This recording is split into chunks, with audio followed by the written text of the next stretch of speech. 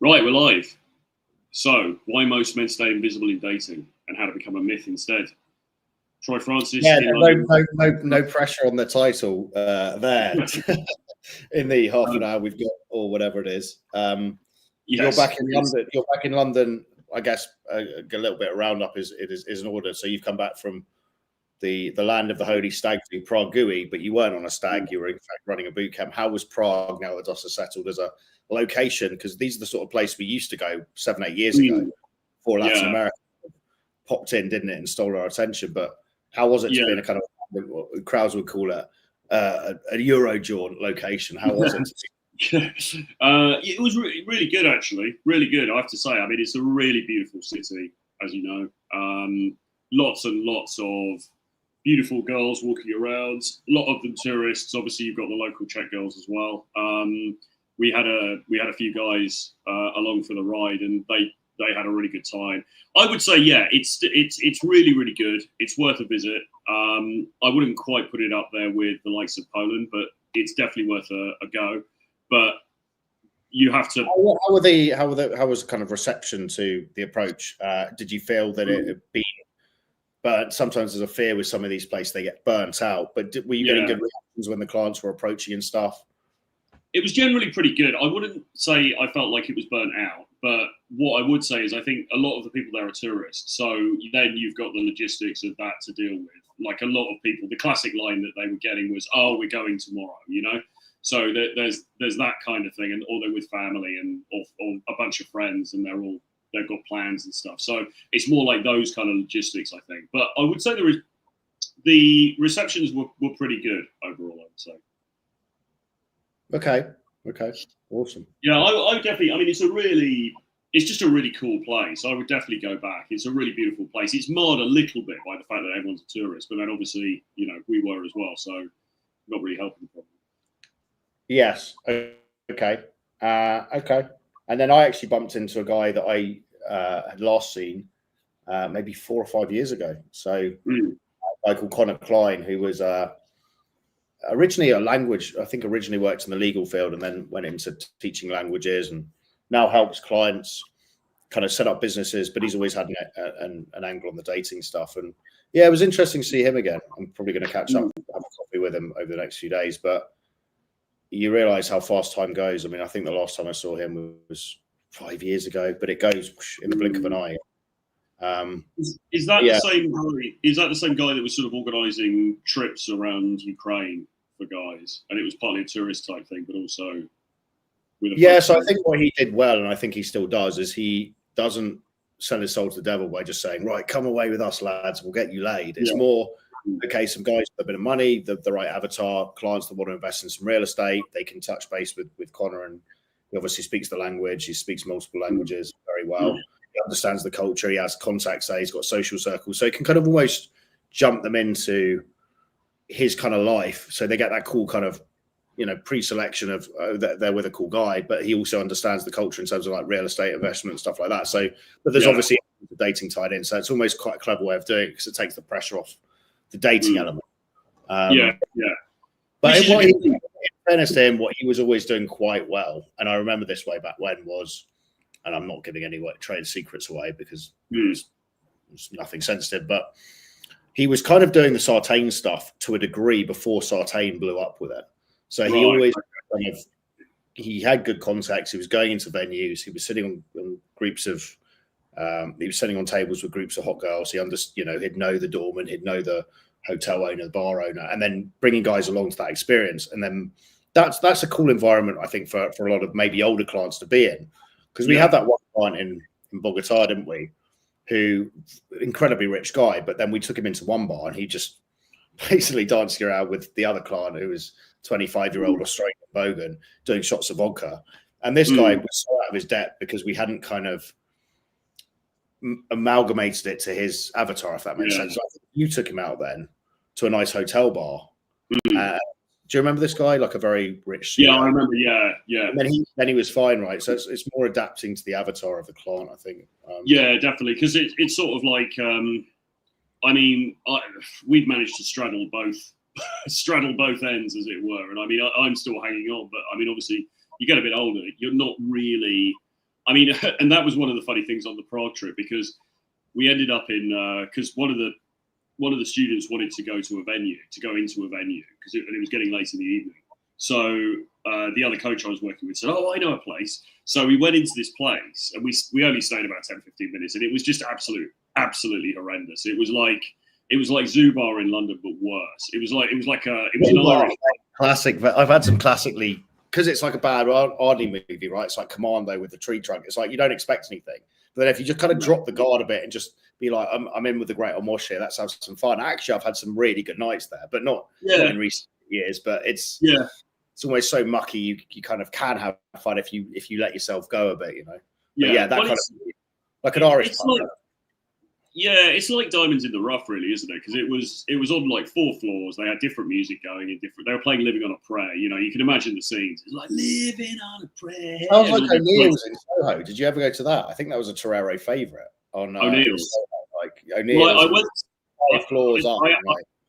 Yeah, the one on what street is Wardour it? Street, was it? Yeah, Wardour Street on the lower side. Yeah, I went on one of my early dates with the current Mrs. Troy Francis to there, actually, because I was very much at the time, and I've always sort of regretted this since, at the time I was very much under that Torero spell of don't take them anywhere fancy on the first day, you know?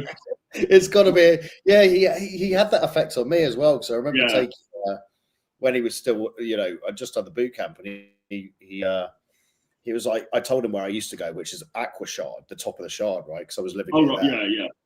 And it was like £15 a cocktail. I was like, mate, why would you do that when you can take them to like, and he pinpointed some really dingy shit pub, like where it was like a pound for a cider or something. He was like, take them there, play the rough cad. And I remember walking into one of these venues with a bird. She was like, I'm just not going in there. I don't care. Like some like quite nice Russian base. She was like, absolutely not. We're just not going in there. Okay. Enough.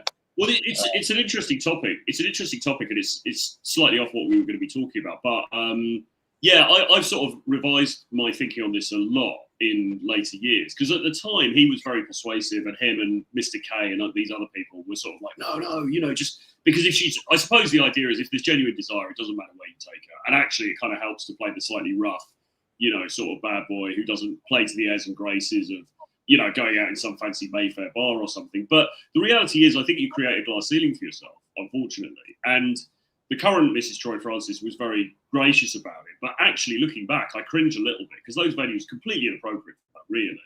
And what kind of value are you, if it's all about showing value, is taking it down like the Wetherspoons really showing value? And there's a distinction between you don't want to be the sugar daddy who's taking it to the Ritz just for the sake of it. But at the same time, there's got to be a balance there. Yeah, I mean, if you look at the cult movie Rise of a Foot Soldier, right? The Essex bad boys with a load of drug money, or you Mexican cartels, right? They're not going to a Wetherspoons. They're hamming up in these really high-end venues, throwing money around and potentially getting in fights, but they're not playing a broke motherfucker, are they? So, and they're more bad. That's the bad boy avatar. So where does the broke broke motherfuckers come from? Is there almost that kind of RSD thing of, you know, it was cool to dress up as a homeless person, try and get laid? Were they almost Toreros and the Krausers coming from the school of our game's so good, we don't need to spend money? Or are they really thinking that's going to show the girl they're a bad boy? Because honestly, the kind of quote unquote bad guys that I know who operate in that kind of murky world, they're not going to place like that. They're going to luxury venues and throwing money around. Yeah, exactly. I don't know, and you see them in luxury venues as well, don't you? I mean, when we were in Russia as a good example of that, you'd see these very dodgy looking characters, but exactly. But you see them all over the place. You know, it's not like you go to these high end venues and there's some dodgy looking mofo's in there for sure. You know, so but I think it was a bit of both. I think firstly they probably didn't have a lot of cash, so that was the first thing. I think the second thing was it was sort of like, don't pander to her, don't be a sugar daddy type person, and also don't pander to her pretentiousness. So I think it was partly that, like a frame control thing. And I think with Tom, at least, I think it was actually further than that. I think it was like, actually, she's going to be more attracted to you because you've got this bad boy, rough and ready kind of edge to you, which in the cold light of 2025 just doesn't sit, I don't think really.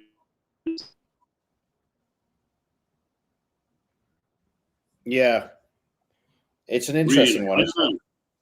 Yeah, I mean, I think time's moved on now, and I think guys that are watching this and probably catch up going, I thought Tusker died of a coke overdose, and I didn't know Troy was still alive either. Well, we are, hence why we're not streaming from the afterlife. We are actually here. But I think that the narrative now is going to be more on, obviously, do the reps, do the cold approach stuff. We're not saying don't do that. We're still absolutely gung-ho about flirting with the world and going out being social. But at the same time, think like, don't take advice from the fish, right?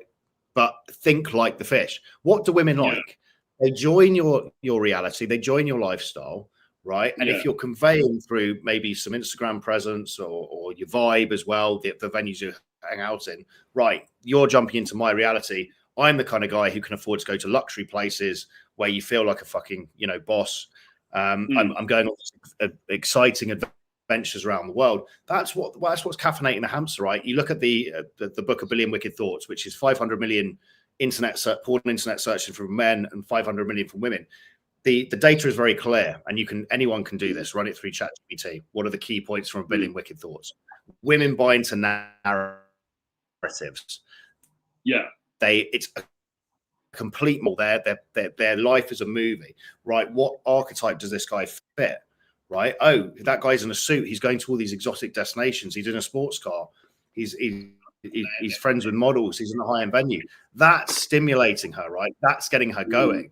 She's the reason 50 Shades of Grey was so popular, right? The archetype is this mysterious billionaire with loads of power. Women want to be part of that. So you've got to think about, this is all congruent with how you've got to have an online presence. And again, there's a guy I'm collaborating with now, very cool guy called Felipe, who you'll meet at some stage, Troy, but he really helps help guys build the archetype, build the narrative they want, that personal brand online. And at the same time, you're presenting that archetype in real life, right? When you're on the street. So how are you dressing? How are you coming across? And this must be congruent because we've all had it before, the old school day game. You play the very confident guy on the street for 10 minutes. But the reality is then you take her on a date and she'd kind of just be like, this isn't who I thought he was, right? There's no congruence there. You can't be faking it anymore. You have to be actually living this lifestyle, don't you? Yeah. No, that's really interesting, and it's absolutely true. And I mean, the online presence thing is something that, apart from we've long tried to ignore it, and I'm absolutely not saying become a guy who just sits on Instagram doing fuck all social. I'm very much about every day go and flirt with the world, because also all the best experiences I've had have been social. From being social, all the best women I've had have been through cold approach, flirting with the world, traveling. It's a lifestyle to as much to get women as it is to just live a satisfying existence, because we grow up in tribes. We're not built to be. How do they punish someone, right, for committing a crime in Western society? They put them in supermax. They put them in isolation, right? People are now living in close isolation. They're fucking depressed. So you've got to go out and be social, just as an antidepressant measure, but you're hamstringing yourself now with digital leverage if you're not actually creating some cool, caffeinating the hamster narrative online as to who you are. Because perception is reality, right? And you can be whoever you want to be. Yeah, we have managed to sort of turn it around into the title now, because we're talking about why men stay busy and becoming a myth. This is exactly on point, isn't it? Because, well, so there's the online, curating your presence online. That's an important pillar, and that's one that I need to look at more, probably, because I've obviously got my, work-related, professional-related channel, but my own channels are, could do with this pretty stuff. Well, the interesting thing about this, Felipe said, is it blends into one, because if you're presenting adventure, danger, excitement as a lifestyle, that caffeinates the hamster of both potential clients. And that's the same concept for both. And then guys are pushing back on me when I'm promoting this idea of, right, do the cold approach, but also get some good shots, get some B-roll, post them as WhatsApp status. Things. They're like, no, but that's fake. I'm like, look, Dan Bilzerian built the most successful fake brand that's ever existed. 45 million followers. He never was living this lifestyle. He paid 7 models to go around. It was all fake. It was all set up. But that's what Instagram is. It's just a curated reel of fake shit. Everyone's playing the same fake game. There's no such thing as a authentic reality, right? Everyone's bullshitting. So just be better than everyone else at bullshitting it, right? And then eventually stop living that life anyway. So sorry. Well, it's almost like a vision board for yourself, isn't it, as well? But you might as well use every lever that you've got in the book. And this again is the all is. And I always say this: look, all is fair in fucking love and war. These purists always come and go, "Well, Tusk, that's a bit fake, isn't it? You're coming out of you've got a video of you in a Porsche with a hot girl. You don't own the Porsche, do you?" I'm like, no. And who's the girl? And I'm like, oh, she's someone I met in a modeling shoot. And they're like, well, that's fake. It's like, all is fair in love and war, motherfucker. Like, we're all going to be dead. Right? It's all about perception. But you're right. This whole thing about no objective reality. Your perception is your reality, and the reality you present to other people is also the reality you live in. You're the main character. Live how you fucking want. Yeah. So what about this idea then that it starts to look a bit? This is just playing devil's advocate. It starts to look a bit like you're leading with money, because if you're doing shots in front of expensive cars or coming out of a helicopter and all that kind of stuff, dudes are going to go, well, you know, you're potentially going to attract the more gold diggery type women. Not you personally, but just mean anybody doing that. I've got my own. So cue your story. Cue your story of your tale from the crypt when you went for cigars with Tristan Tate, and here and you can tell the story for me, but he basically said, "Look, Troy, it's not about the fucking money. It's about the potential lifestyle they can jump into, the excitement, the narrative, the adventure." Well, right? Yeah, I agree with that. And he did say that. And also as well, I told this story many times, but he chatted up the waitress while he was there, and he didn't say, "Oh, by the way, I'm Tristan Tate. That's my Lambo outside, and look at my Instagram followers and stuff." Like he didn't leave with any of that stuff. He was just as a guy, man to woman, you know. And she gave him her number, whatever. But anyway, I think the thing is, like, this thing about story, it's like bringing them into your narrative, and your narrative wants to look exciting and kind of cool. And if your story is composed of, well, I go down Wetherspoons, there's not very much there, is there? And plus, it's not exciting for you to be the main character of, because you are the main character of your movie. Every breath you take is claimed by the Grim Reaper. We're all actually, and I keep saying we're all going to be dead soon. It's a reminder of myself just to live every day as carpe diem. But you being in Wetherspoons as your playable meat suit isn't actually that cool. And then you showing that on Instagram definitely isn't cool. So what we found with some clients is building them up and getting them to do this kind of think about posting adventurous stories, go around different countries, be in a club, take a story of that. They then start going like, actually, this is quite fun. And they start actually stepping into living that role properly. So they're building congruency by first putting out the image of who they want to be, but then actually stepping into it, method acting it, and becoming that guy anyway. So then there is some congruency lined up. We've got to bang the drum for. Sorry to cut you off, but I just want to finish this point. We've got to bang the drum for the fact that how we think is not how women think. Women think in narratives, right? So talking to this girl on Instagram, after 4 years, she's been married, used to date her, had a couple of run-ins where I'd always try and imprint her with the fast sex guy narrative of bang her in a bathroom, right? And she's messaging me, happily married, in inverted commas, 4 years later, going, yeah, you know, my husband's yeah, he gives me everything I want, but, you know, I still think about the times of it. I'm just thinking, fucking hell. Like, you know, you can try and solve female commitment with a male solution, which is, oh, yeah, let me put a ring on her. She's now mine. Women don't work like that. You're inside her mind, right? I'm played this archetype in her life, at least, of this devil may care fast sex guy, right? And so she still can't get over that 4 years later. You know, and men think, oh, yeah, I'll just marry her up. It'll be fine. It's like, no, women think in narratives, in archetypes, in stories.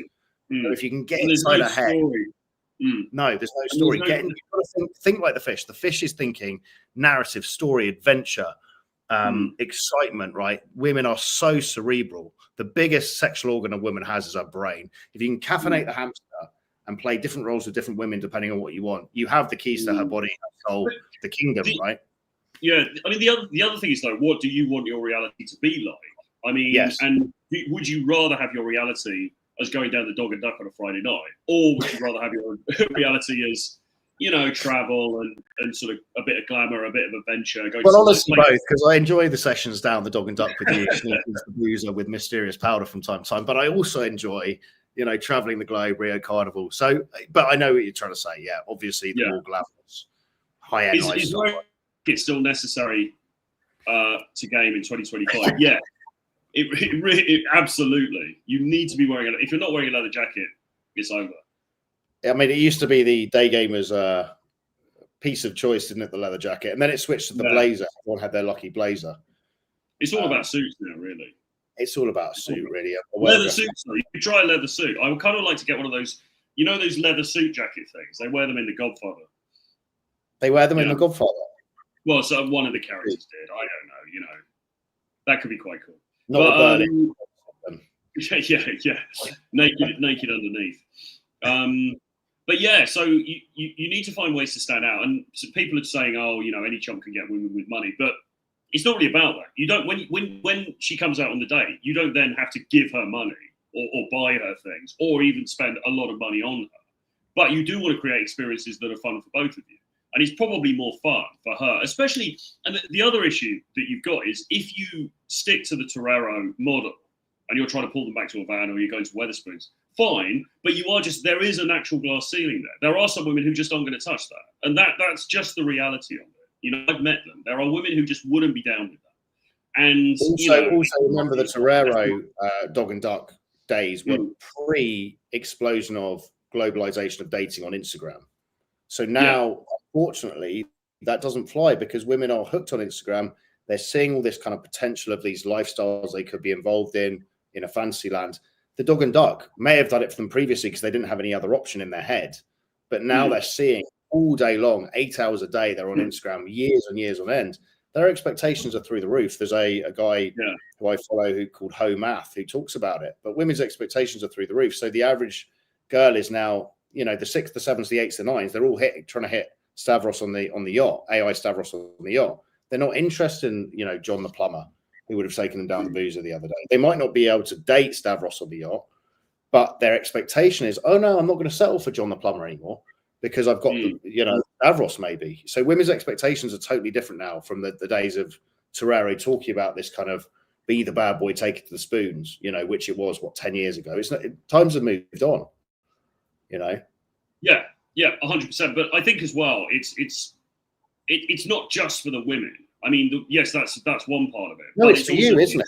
It's for yourself. You. We like nice shit. We like nice shit. You know, I know that traveling with you, we both like a decent hotel. We're not going to go 7-star baller, right, and spend $5 grand a night, but we like to be in a Peru or a high-end 4-star hotel. We like to sit in the bar, reminisce about the good old days. You know, maybe do some concept, whatever.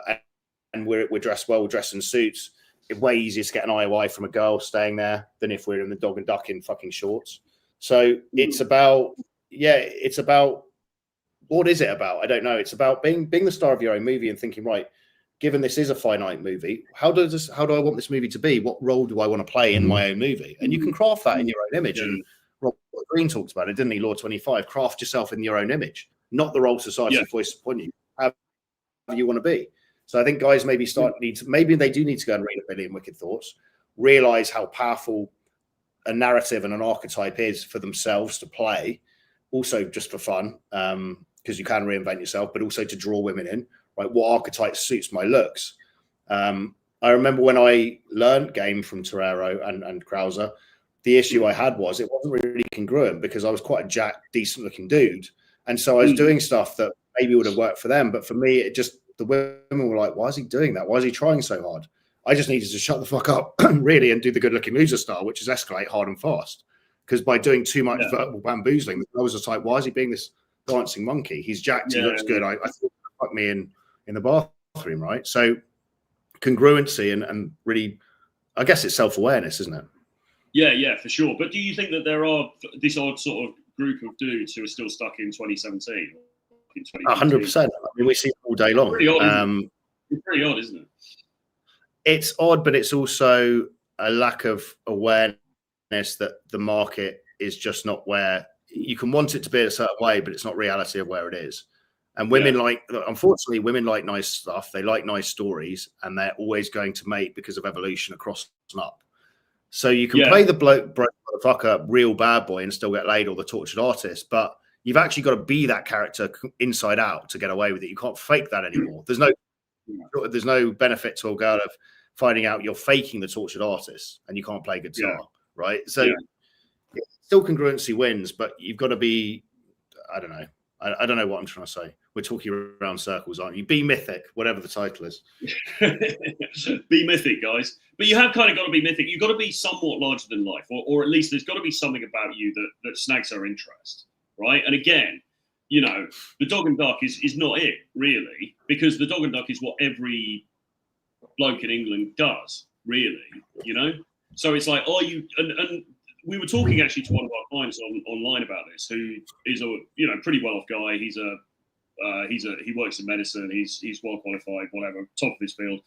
And I was trying to say to him, you want to be bringing women into your reality, right? But at the same time, that reality has got to be somewhat interesting, because if your reality is well, I go down Wetherspoons. That's not setting anyone's world on fire. So it's not about money. Again, it's not about money, but it is about bringing them into a world that she might not otherwise experience. So sometimes it might be about money, or it might be sort of money adjacent. But it's like, okay, are you offering her glimpses of a world that she wouldn't otherwise see? I think that's the exciting thing, and that's what Tristan was talking about that time. You know, it's not okay. It's going to cost me X thousand pounds to take her to Italy and back. It's the fact that I am able to show her Italy, and that in itself is an exciting, attractive thing. And also, you should be doing it for yourself because you actually want to live an exciting life. Yeah, exactly. Rather than just doing it for women, right? Well, that's the key thing, and that's what I always think. Even with just going back to the example of the bars or where you go on dates and things like that, I personally, I don't really like going to the Dog and Duck. I don't really like going to Wetherspoons. I don't even drink. Do you know what I mean? So there's like zero value for me at all in those places.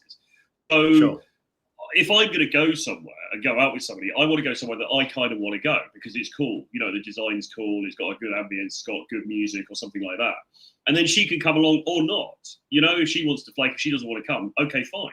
It's almost like you would be doing it anyway, and she comes along to the right. And so then it's not forced if she's deciding, a couple of girls decide to come into it one day. It's like you're already doing it anyway. So it's not like you're doing this big show and tell. Is it then to kind of summarize this? Is it just about having higher self standards? I think so. Yeah, I think it probably is, but it's also, I don't know. It's having some kind of aspiration in life that is above and beyond just the mundane. You know, just the ordinary. We keep talking about Wetherspoons here, which nobody outside the UK is probably going to understand, but it's basically a chain of pretty, I guess you actually say dive bar, right? Hanging out in dive bars. Yeah, it's like a chain of dive bars. They're in every town and city up and down the country, and it's sort of like, yeah, fine, it does what it says on the tin, but you're not. There's no myth there. There's no sort of narrative there. There's no sort of aspiration there, and that's what women buy into. And again, people say, "Oh, well, it's about money, blah blah blah," you know, but it's not really, because you're not paying these women. You're not, you know. When I started first traveling, I've lived a very nomadic lifestyle for the last 7 years. I mean, when I first started traveling, I didn't really have any money, so I was doing a bit of a torero and bashing my like laundry in the local river, and staying in a 5-man dorm, and then I started building this business with you and Les and people like that, and we got a bit more successful. But I just started living the lifestyle I wanted. I was fucking bored in London of doing that just routine of city job, go and get leathered on a Friday, Saturday, try and chase around some average fucking buffaloes with my lasso, and occasionally figure that out. It was just like my soul was slowly dying. So I was just like, fuck this, I'm going to do something different. And again, we've got to outthink our own programming. The brain wants to keep you safe. The brain is always going to say, oh, don't do that thing outside the comfort zone because it's built for survival, not for fun. And you've always got to, just having that metacognition to be aware of your own programming and being like, you know what? All of the most fun stuff I remember, if we're optimizing for memories, is novelty outside the comfort zone. When you approach that random girl and went on an instant date, or when you went away with your mates, we went to fucking Kazan, Muslim city. That's the stuff we remember, not the 20 days in a row I went back and just watched Netflix and went to bed. Yeah. Although the brain wants to do comfortable things, you've got to be thinking for fun and feeling alive, that feeling of flow and in the moment, and also just for the best memories. Do the exciting shit. It's that Mark Twain quote, isn't it? The 20 years, sell, dream, discover, because in 20 years, you're only going to regret the things you didn't do. But ultimately, remember, we've got a finite scale for this. Drives me a lot of the time to go and make the Hormozy would call it the mythic decision. His framework is always Hormozy's. I remember him talking about this with Chris Williams from Word of Wisdom. He's always like, I'm going to do the most epic thing. So my decision filter is always, what's the most legendary decision that I can tell my grandkids for everything. And even if you don't do that, right, you do that 50% of your day, suddenly your day becomes a lot more exciting.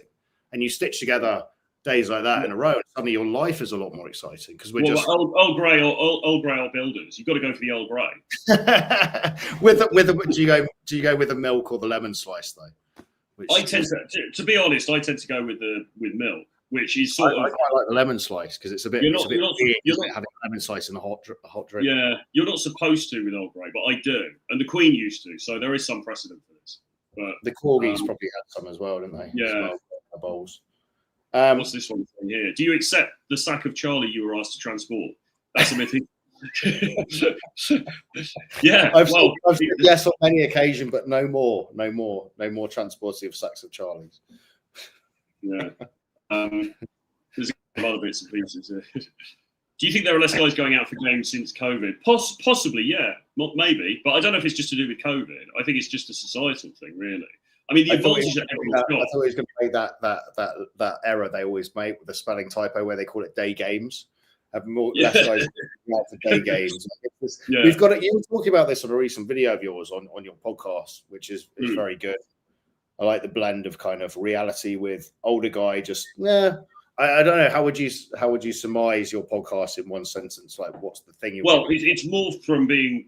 It's funny because everyone misuses this term, don't they? Because a podcast used to be an audio show, and then it became Fresh and Fit, where you got a bunch of people sitting around a table arguing with a bunch of girls, and now it means almost anything because obviously you can upload videos to Spotify.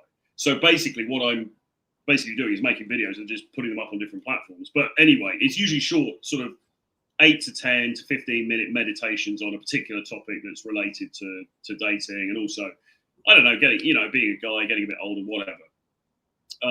That's probably the simplest explanation. But I forgot my thread now. It was actually a topic of one of your recent videos on there, a title that related to this. Do you think there's less guys going out for day game? I can't remember what it was. Are there less guys going out for day game? There probably are, but there was never a huge number anyway, to be honest. And I mean, day game as a thing peaked probably about 10, 15 years ago. But this is the point. We shouldn't be. Was it the one about cold approach? Yes, this exactly. Yeah, why? Yeah, that's the thing. We need to get away from this fucking terminology and just seeing it as you. Well, how would you frame it? Well, it's just. I mean, basic form is just being social. It's just going out and being social, and it's just opening your mouth and realizing that we've been separated away because of society, to be made to feel connected, even though we're now desperately lonely. Instagram does not connect you the same as social thing. We live for millions of years or hundreds of thousand years in tribes with other people, right? So, get away from this terminology, like you talk about a cold approach, and just go and be social every day, and you feel fucking good if you do. Yeah, exactly. Actually, funnily enough, you were one of the first people who sort of put me onto this train of thinking. Actually, back some years ago. Because I remember, I think I left you a message and said, I'm going out hustling this afternoon. And you said, when you say hustling, do you mean talking to other human beings? and I was a bit like, actually, I was like, fuck, actually, he's got a point. Because that was a very Torero-inspired term, wasn't it? It's, going out there hustling. And it's like, well, not really. You're just going and meeting other people. It's like, I think there's a certain pressure, especially with solo approaching, which I'm doing a lot of it, I guess, now, because I'll go for a walk every day at 4 p.m. and just go and speak to a few people. But if we get in our head like it's this big song and a dance and this really mythic thing we're doing, we're kind of countering the mythic term now. But the more we can normalize, there's a girl over there, she looks interesting. Let me go and just test for interest, say hello to her and see where it goes. The more we can normalize that, especially when you're on your own, the less pressured it becomes, the more you're more likely to do it, because there's no pressure on it, right? Yeah. The other thing about it is, I think when people say, how many guys are out doing day game now, what they're thinking about is Oxford Street and doing a front stop and all of that.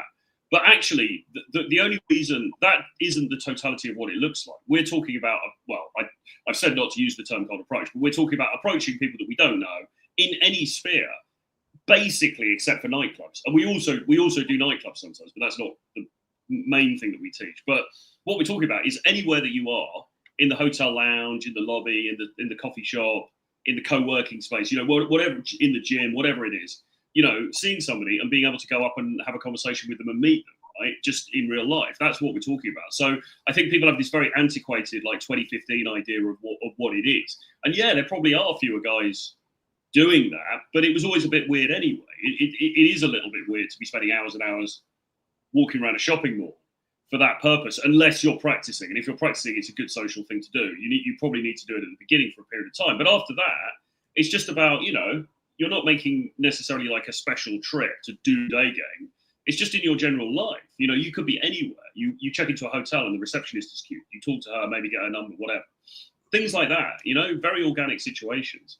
And, you know, it's being a social animal, isn't it? It's being like alive to opportunities. The point of you're going around, you're practicing being playful, self-amusing as a default state and enjoying life, right? You're fun to be around, you know, and you're fun. You're just having fun. You're existing and you're having fun. Well, and then you see a girl and you see if you test for interest and she wants to jump into that reality. So this is an interesting one because Arthur says here, normal people don't approach strangers. Cold approach is a necessary terminology. Well, actually they do. Because I've seen it with my own eyes. You will see confident guys going and talking to women and getting their phone numbers. It happens all the time. You know, somebody said to me on X or something the other day, like, "Oh, when was the last time somebody, you know, got results from cold approach in London?" I'm like, probably 5 minutes ago. This stuff is happening all the time. It talked about years ago in the article that Tyler did about what's the term? You know, the secret society. There are dudes doing this who've never heard of Day Game or God forbid, Nick Krauser or any of these other clowns. There are guys who are just doing this because they're confident, outgoing guys. We're teaching people who aren't adept at it that it is possible and that you can do it. But no, there are regular dudes who do this. It happens. People meet all the fucking time, you know, in real life. 100%. And I think the place guys should start with, if they do find it overwhelming, is look, really, until you're approaching, say, or interacting with 20 girls throughout your day, throughout the week. So 3 a day, say, until you're doing that and just having a basic chat with them. Don't worry about theory and how to get better at flirting and escalation, all this shit, until you're just actually doing this first part of it, which is building social freedom. You should be able to go around your life each day and say playful stuff to people, either, you know, serving you coffee, letting you in the gym, or that you find interesting. If you can't do that, you need to work on your social freedom. You need to rate it out of 10 and be honest about it and work on being more socially free, walking into rejection, leading, because that's what masculine men do, right? You have to create your conscious creator. You have to create your reality. If you just sit there twiddling your thumbs, you're not getting laid right anymore. I'm sorry.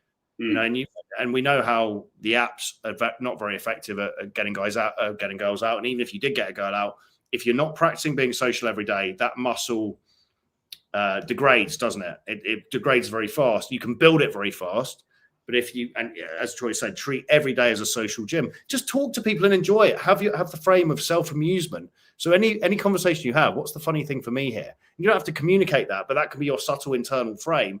And from that basis, every conversation can be made fun. Doesn't matter if the other party is not aware of it, you know? Yeah, for sure. This is a good one. I think this is my friend Paul. Wetherspoons. Wetherspoons game can work. Arrange multiple dates at One Spoons. Morning, you could get a refill of Atza, $1.20 a cup, and the birds can share it. Then later in the day, you could get a pint of Ruddles, £1.70. Ruddles. That's what Paul always says when we're in meetings. He's like, "Oh, you know, I'm finding it really difficult because you know you could get Ruddles for $1.70 and Wetherspoons." It's a good combo though. You get both for just under £3. No, just under £3. Just under £3. It's not bad, is it? Pint of Ruddles, $1.70. God, I didn't know that existed anymore. It's like whenever I go back to London and have the occasional pint with someone, it's about £6. Having said that, well, apparently, so bit of Wetherspoons news here. I read recently that actually they're expanding, like they're getting more branches. Great for them. But I was in a Wetherspoons. It was on a Thursday night it was a few months back now, actually, and it was absolutely dead. And I was thinking, it's a Thursday night. I mean, come on. You'd expect there to be. Do you think it's because the next generation are very health conscious? Possibly, maybe, or maybe I don't know. I mean, it goes back to the earlier question: are there less people doing day game? I mean, I don't know about you. I mean, do you think there are fewer people out in the streets these days? A little bit. I think COVID changed the game a bit. I think people are just more happy to sit at home. I get that vibe, but the flip side we always say to people, which is, you know, and now everyone's hooked on their phones. To be a charismatic motherfucker in 2025, it's the best time you could ever do it in human history. Imagine the riz you'd have had to have in 1950s America in like a good-looking place like San Diego, because there's no phones. Everyone is going out constantly to meet people, right? Can you imagine like the Chads of those days? They'd have taught rings around, you know, even people that do this a lot, right, full time. Because the riz level would have had to been so high because there's no swiping on your phone or dating apps. You had to front up, and that's how you pulled. Can you imagine how harsh the competition would have been? Yeah. You'd have to like being playing the piano and reciting poetry and like, you know, doing a speech all at the same time just to get like a couple of events.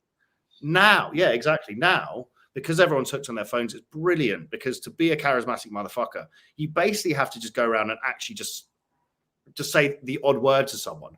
And everyone's like, oh my God, he's so extroverted. It's like it's a beautiful, if you flip it on its head, one man's opportunity is another man's, or one man's peril is another man's opportunity.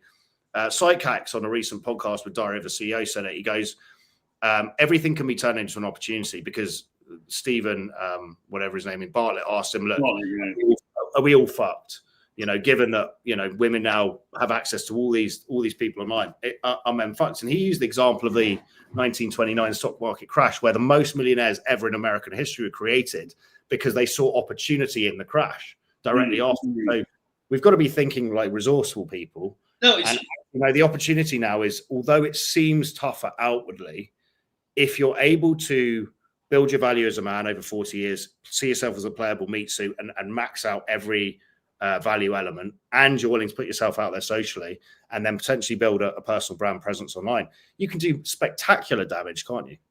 Yeah, absolutely. And, you know, it's funny because I was considering the other day, all of this stuff, we started off by talking about the Torero days, the Nick Krauser days and everything. And it seems like a bit of an anachronism now. It's, that's old news. It's like 15 years ago, you know, get with the times. But that's also a huge advantage. And actually, the only place you've got left is to lean into in real life. Because, you know, you've also got AI. And you've got a bunch of dudes who are probably using AI to come up with lines to, you know, to feed to girls on Tinder or on, over WhatsApp or whatever. So everything's sort of sewn up. So any advantage that you've got, other guys have also got, and they're probably doing it better than you. But the one hack that not many people are using, but is going to make all the difference, is approaching and having conversations in real life. And increasingly, nobody can do that. So it just gives you this massive opportunity. And like you said, it's not just about the approach. It's also what you do on the dates or when you meet, right? Because when you meet, you've also got to be engaging and magnetic and charismatic there, you know? So even if you are doing quite well on the apps, which is unusual, you've still got to meet these people and actually charm them in real life as well.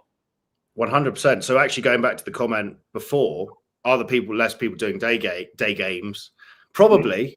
And that's a beautiful thing, because if you're one of the few willing to step up, I always use this ridiculous analogy, but imagine how alpha you'd have had to be in the days of Mel Gibson's Apocalypto as one of those dudes, right? Seven enemy pickled heads around your neck would not have got you laid. 8 would have done. Now, to be considered alpha by women, all you've got to do is occasionally blurt out, hey, I wanted to say hello sober to girls you like the look of in the street. I mean, if you really think about that in terms of how little of a big deal that is, we live in a beautiful time if you're just willing to step up and put yourself outside your Definitely. Arthur says, I rarely see a day gamer on Oxford Street. I mean, that's a good thing, surely. I mean, they were like weeds. On Oxford Street.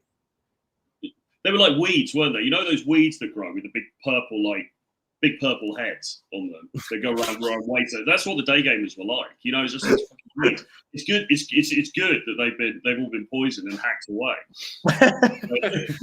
Because again, but it is a good thing, because even there, where you might see, I don't know, 10, 15 people sometimes at the height of it, maybe, and that's still a drop in the ocean for the population of London, by the way. It's still a meaningless percentage of dudes who are actually ever doing it. But the fact that not even they are doing it now is good, because it means the field is even more open for people who do step up. And again, it's not actually about running up and down Oxford Street anyway. That's just that the only reason that is a known thing is because it's easy to film. That's it. You know, actually, most of this stuff is being done in shops or in cafes or in bars or whatever, right? I mean, and preferably not in London as well. Well, and preferably on the streets of Bogota and the streets of Warsaw, which is where you can come and meet me and Mr. Troy to get yourselves up to speed. And if you're still watching our content and you can't actually walk out of the house and consistently open your mouth to women you find attractive, even with hello, you need to work on the social freedom part. And if you come on a training with us, we will throw you in 200-300 times over the course of a weekend. We'll break the back of that approach anxiety. And then you can work on actually how to flirt with the world and enjoy that part of it. But you need to be able to just do the reps. So that's the way through. The way through is face it head on. Come to a place like Warsaw, there's smoke show, Ukrainian, Russian, and Polish women walking around the sun, and have some flirty conversations. And every conversation makes you better. There's no downside to ever doing the approach. But if you're like I was, where you're so in your own head and you just, turn to stone when you see the hot girl and you couldn't approach, you do need to be thrown in. And there's no harm to that. It accelerates your process, right? And if you're watching our content for some reason, you resonate with us to a degree. So we're the men to throw you in and spank you on the arse. Congratulations afterwards, like Mr. Jenkins did with me. Yes, indeed. There's some really odd comments here from this dude. Question, Tusk, how approach? Yes. And then question, Tusk, Dubai be a woman?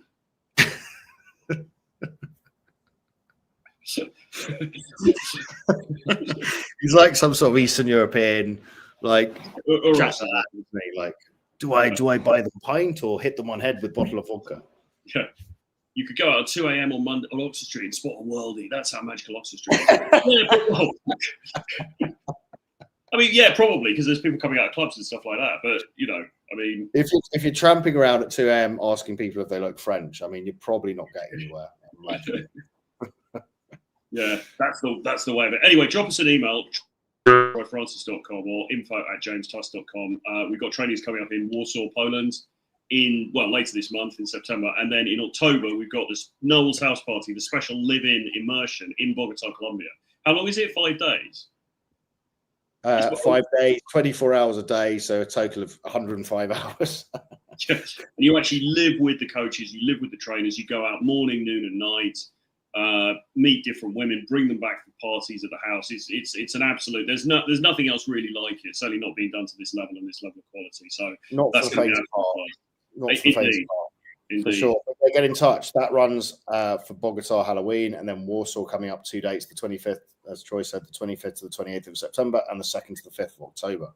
So that's the only 2 trainings we're running this year. If you want to come and join us to hit on some very hot smoke show Russian Ukrainian women in their prime, come to Warsaw.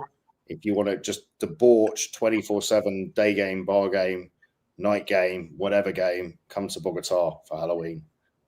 Indeed. It's going to be a lot of fun, and we'll be back on with another one of these very soon. So we'll see you. And final point to maybe practical lean into is think about the archetype you want to be. You can recreate who you are, and you can step into whatever role you want to play.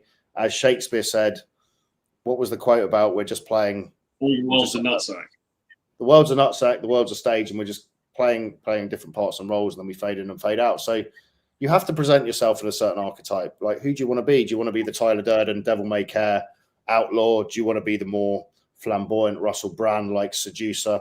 Do you want to be more of the stoic Daniel Craig's James Bond? Think about how you want to present. Build this character. If you need advice on that, get in touch. But also go and read A Billion Wicked Thoughts and understand through the fluff what women are actually getting their rocks off to. It's all a mind game with women, caffeinating the hamster, creating narratives.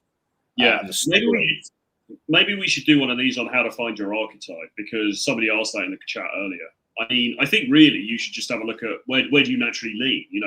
What people do you admire, and what are your natural, you did a video about that the other day, and it's like that's a great way of doing it, rather than just method acting, just this, I want to be calm and alpha and self-amused. Think about, out of that list, even I just said there, right? Daniel Craig's James Bond, Tyler Durden from Fight Club, and the other one, I can't remember the other, Russell Brand. Or Craig Ferguson, who do you have more affinity to? Whose content do you like, and who would you prefer to be if you had to be one of those characters and play that 24/7? And you start leaning into that avatar. But it's all theoretical mind wank until you actually action it and create that feedback loop in your nervous system. And that's through behavioral change. The only actual change is behavior change. So you have to start acting differently, embed that down, and then if you do that hundreds of hours in a row, it becomes congruent. That's simply who you are. But you can't think your way to this. You can't. You don't want to stretch it too far. Do you know what I mean? Like, you're probably sitting somewhere close to an ideal archetype already, and you don't want to then try and be somebody completely different to that, because that's just going to be too much of a stretch. You want to choose, okay, what's within my grasp? What could I go for realistically? And then you want to go for that. So it's more optimization than it is creating this fantasy that you're just nothing like.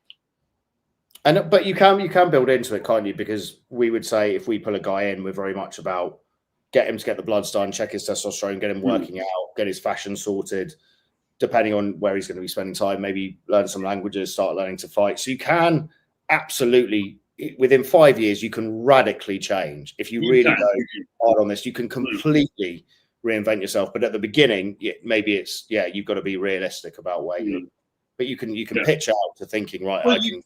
You might as well aim high for sure. I was just thinking about because Hormozy said it, right? He said, look, either you might as well aim high, and if you fail, you're going to be dead anyway, so it doesn't matter. Yeah. And if you succeed, you've succeeded. So it's really, we have nothing to lose. Yeah. By aiming high, do it. Okay. All right. We'll see you guys again very soon. Bye-bye.